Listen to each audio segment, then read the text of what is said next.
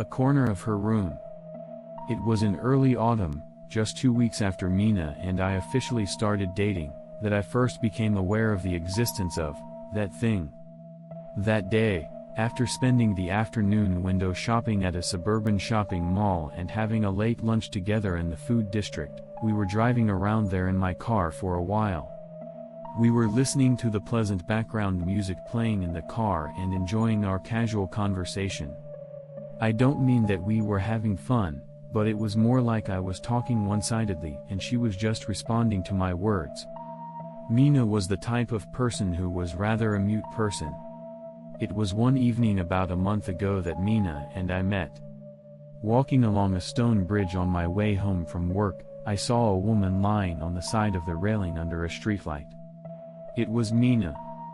She was wearing a light green one-piece dress, slender, and with somewhat vacant eyes. She was throwing something into the river with her right hand and a burlap sack in her left hand. What is she throwing away? I wondered, and stopped on the sidewalk a couple of meters in front of her. What is she throwing away? I couldn't tell for sure, but at the time I thought it was a glove. But there was more. Why is she dumping the thing in the river? As I watched, wondering, Mina suddenly turned her head toward me and smiled with dead fish eyes. That was the beginning of our relationship. I later heard that at that time Mina was dumping mementos of her boyfriend, who had died suddenly a few days earlier, into the river. The conversation in the car soon ran out of topics, and an awkward silence fell between the two. Mina broke the silence with a surprising comment. I'd like to ask you if you would like to come over to my place now. I have some good coffee. No problem. I answered as calmly as I could, but inwardly I was jumping for joy. It was the first time I had been to her house that day. I knew the location of Mina's apartment from the many times I had dropped her off and picked her up, so I was able to get there with little hesitation. It was a 3-story apartment building on the outskirts of a popular shopping district in the center of the city. I had seen this building many times before, but upon closer inspection, it seemed to be quite dilapidated. We parked our car in the parking space in the lot and entered the apartment together through the main entrance and got on the elevator. I got off at the 3rd floor and followed her back straight down the dimly lit corridor. The evening sun shone brightly from the upper right side of the corridor. Mina's home was in the corner room at the end of the corridor. There is a Western-style room and a Japanese-style room at the end of the hallway. The rest of the room is a simple layout with a toilet and a bathroom. The Western-style room was the living room, which was neat and tidy. Sitting on the sofa by the wall, Mina prepared coffee in the kitchen and put 2 cups on the glass table. Then, savoring the fragrant aroma for a while, the two of them enjoyed another conversation. Then, after the conversation had died down and there was a moment of silence, I was about to broach the subject again. What was it? I felt a shiver running down my back, and I fearfully turned my head to look in that direction. Ahead of me was a sliding door separating the room from the adjoining Japanese-style room. I turned to face it. Is someone there? I ask, looking at the profile of Mina sitting next to me. But she just turns her head and sips her cup of coffee silently. Curious, I get up, walk to the sliding door, open it a little, and take a peek inside. The light from the living room overflows through the gap and reveals a dark space in the next room. The room is a bleak tatami room of about 8 square meters. There is a sliding door for a closet on the front wall, and no furniture or furnishings of any kind. At the far left is a window with a cheap plain curtain. However, I was a little concerned about the plain Persian carpet that was laid out in the space of about 2 tatami mats below the window. Tilting my head, I put my hand on the handle of the sliding door to close it. For a moment, a strange object appeared at the edge of my vision. Suspicious, I looked again at the room. There was a plain carpeted area. What could it be?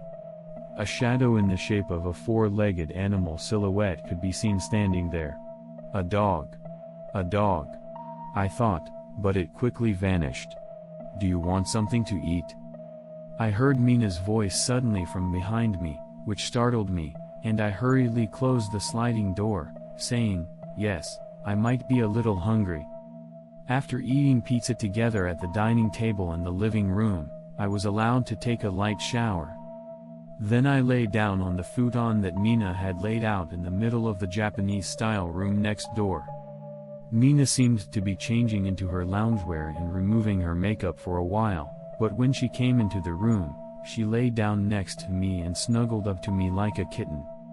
I was a little concerned about the vision I had seen in the corner of the room earlier, and my eyes were a little dim for a while, but then I felt Mina's warmth, and I began to doze off, and I fell into a swamp of sleep.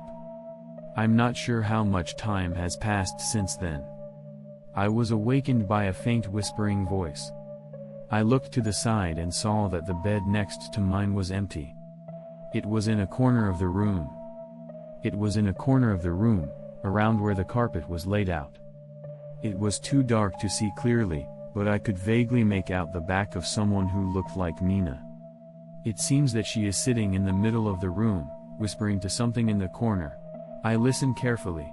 I can only hear fragments of what she is saying. "You can't come out now. It was your fault in the first place."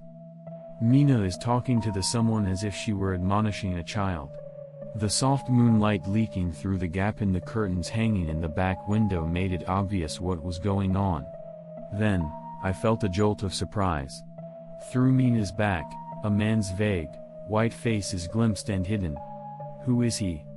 Who is that guy? Is it the man Mina is talking to? No. Something's not right. What is it? I stared at it, wondering.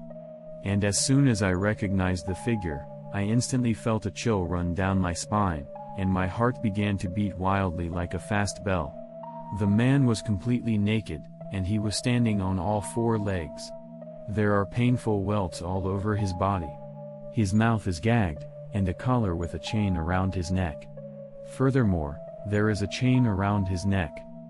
The tips of his arms and legs were missing what should have been there, and what looked like metal hooves were attached to them, just like a horse's. The man looked up at Mina's face with pleading, sad eyes, listening intently to her words. He looked like a boy being scolded by his mother.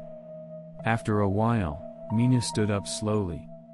By that time, the deformed man behind her had disappeared. She walked slowly toward me. I laid my head on the pillow and closed my eyes. After a while, I felt Mina's breath on my forehead. She blurts out, "You won't betray me, will you?" I was confused by the unintelligible words, but as I closed my eyes tightly, my breath faded away. Confused by the unintelligible words, I closed my eyes tightly, and before I knew it, my breath was gone and Mina's presence was gone.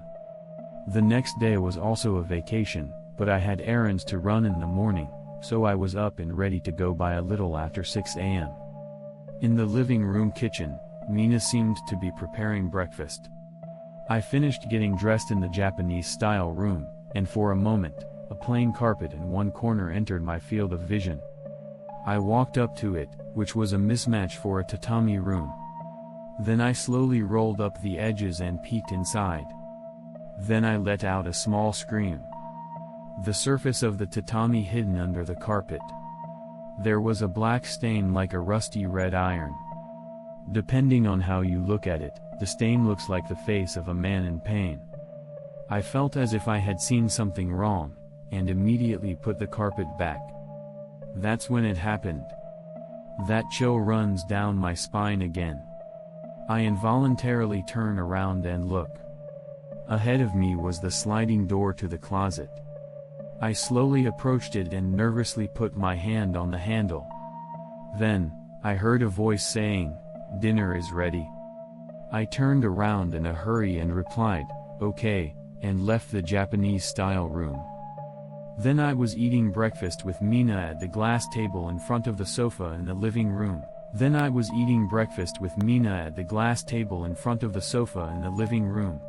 During that time, I couldn't get that horrible deformed man from last night or the stain on the tatami mats from earlier out of my mind. The small TV screen on the table by the table was showing the local news at 7 a.m. At around 2 a.m. this morning, a man from S City was killed in a car accident. At around 2 o'clock this morning, a couple of men who were fishing around K Wharf in the northern part of S City found a strange object floating on the surface of the sea and recovered it, which turned out to be a severed human wrist. The police are now trying to identify the body. I guess if you call it Pier K, it must be close to here, right? I looked at Mina, who was sitting next to me, as I sipped my after-dinner coffee. The actual I'm not sure what you're talking about, she said. On the way to my car after leaving Mina's apartment, I was thinking. The creepy sensation I felt on my back when I was in her room. That horrifyingly deformed man I saw in the Japanese-style room. His sad eyes that seemed to be pleading with me. What was that all about? And then there was the eerie stain on the tatami I saw in the Japanese-style room this morning. I began to agonize over these thoughts, and decided to go back to her apartment. The next Sunday was a sunny morning.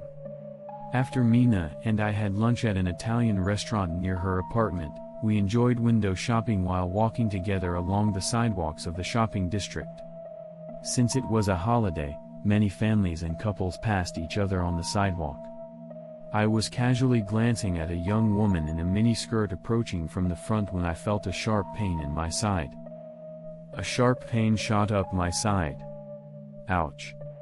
I let out a sound and involuntarily looked at my left side. Then I gulped. Mina, walking next to me, is poking me in the side with what looks like a screwdriver in her right hand. I pushed her shoulder hard, saying, "What the hell are you doing?" Mina staggers. And as soon as I saw her face at that moment, I was thrilled. She is smiling thinly with dead fish eyes. That eye. The next moment, a scene from a past memory comes vividly back to my mind. It was at that old bridge where I first met Mina. She was leaning against the parapet, her right hand in a hemp bag in her left hand, discarding one thing after another. Then I caught a glimpse of something. Was that a glove? No, perhaps it was. Both of her knees began to tremble unintentionally. Mina was still standing there with a screwdriver in her hand and a thin smile on her face. I left her behind and ran out onto the sidewalk as fast as I could. This concludes this story. Thank you for listening to the end.